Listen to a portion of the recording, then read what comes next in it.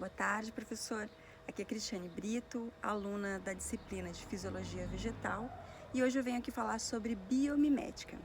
Bem, eu começo falando da origem da palavra biomimética, que vem do grego, onde bios significa vida e mimesis significa imitação, ou seja, a biomimética ela é a imitação do que já acontece na natureza há milhares e milhares de anos, né? E adaptada então à nossa realidade de acordo com a nossa necessidade e assim dá-se origem a tecnologias, a inovações que venham a beneficiar, né, a questões relacionadas à sustentabilidade, questões relacionadas a desenvolvimento, a questões relacionadas à saúde, arquitetura, uma série de fatores que, de fato, a biomimética ela contribui significativamente para toda a história da humanidade.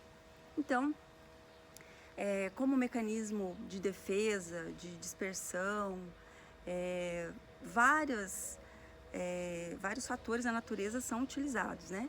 E uma das coisas importantes que é existente na planta, né, que são os estômatos. Os estômatos é sabido, né, que o papel que ele desempenha são células especializadas de extrema importância, né, para trocas gasosas, para onde a sua abertura e fechamento automáticos, né, é de acordo com a luz, de acordo com a temperatura, de acordo com o horário, né? Então cada planta ela faz essa observação e de acordo com a sua necessidade ela faz essa liberação e captação, né?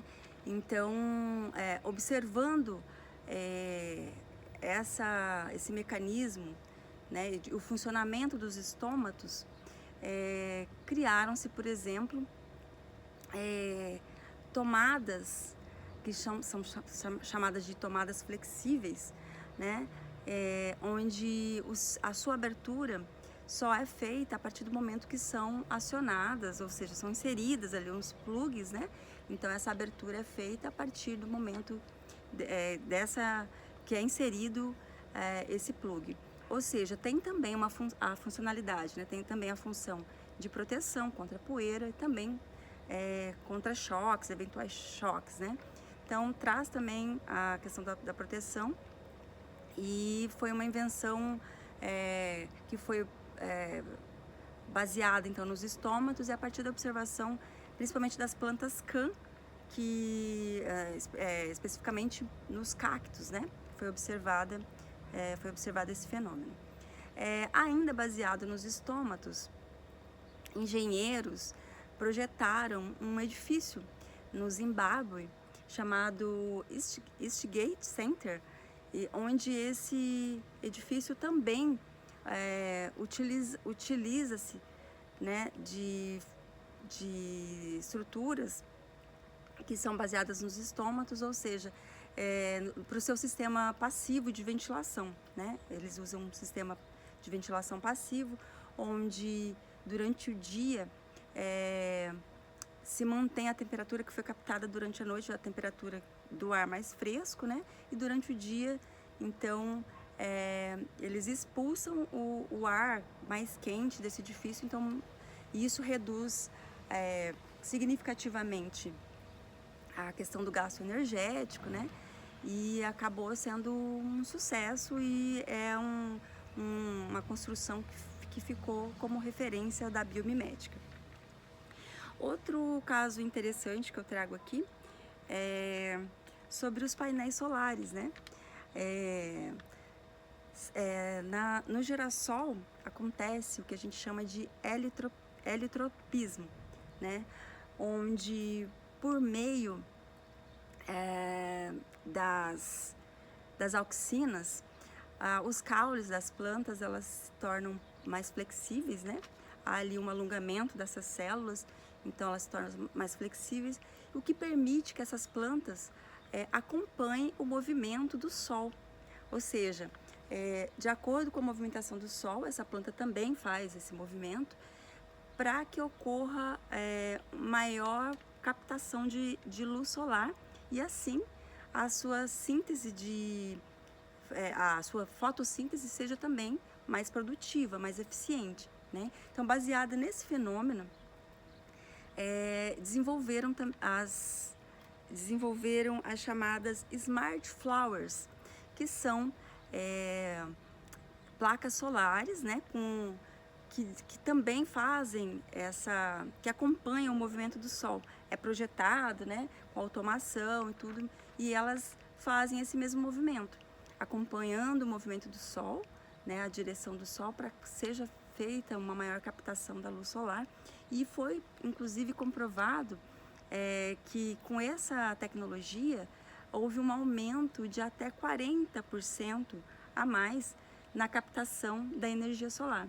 Então, a natureza aí mais uma vez provando que as suas tecnologias, né, adaptadas à nossa realidade, são bastante eficientes.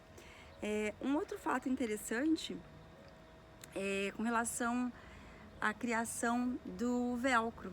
O velcro, um suíço chamado George de Mestral, ele, a partir de um passeio que fazia no campo e com seu cachorro, e ao retornar para casa, ele observou que tinha umas plantinhas grudadas, né, no pelo do seu animal e também na barra da sua calça.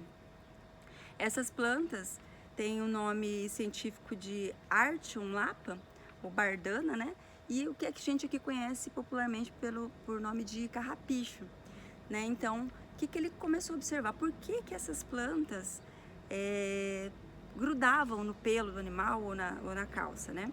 Então, ele começou a observar que ali existiam garras, né? Pequenas garras, e que na realidade nada mais são do que os tricomas que foram modificados, os tricomas dessa planta foram modificados, e é uma estrutura que a planta utilizou para sua disseminação. Então, ela faz esse sistema de gancho, né?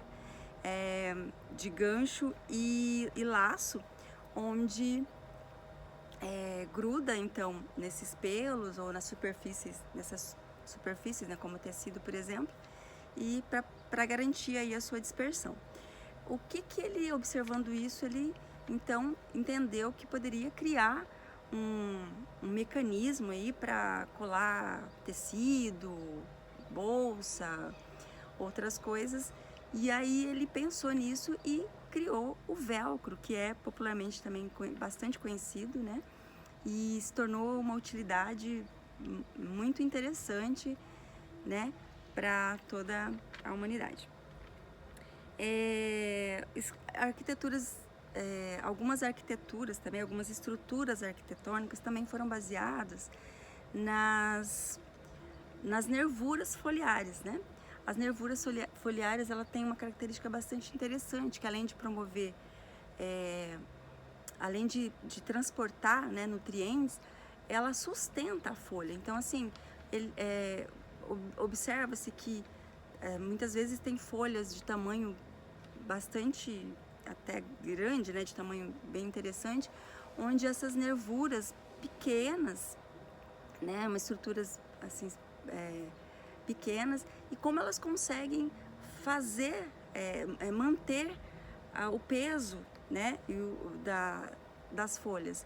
Então, baseado também nessa observação, nesses estudos, que hoje criam-se algumas estruturas, né, baseando-se aí nessas nervuras foliares. Inclusive tem como exemplo a Arena Alliance, que fica localizada na Alemanha, que é bastante conhecida, e ela é baseada totalmente na biomimética das nervuras foliares. Então, assim, são inúmeros exemplos, né, que a gente pode citar aqui. Tem na medicina também, onde a partir da observação da giberelina e do ácido abscísico, né, que o ácido abscísico, e a partir daí começaram a estudar como é que funcionava, que são acionados a partir do pH e a partir da umidade, e criaram-se também as cápsulas, né, para os medicamentos, né, que ali vai dissolver no organismo a partir de um dado tempo e a partir do contato com a água e com o pH. Então é isso, professor. Obrigada.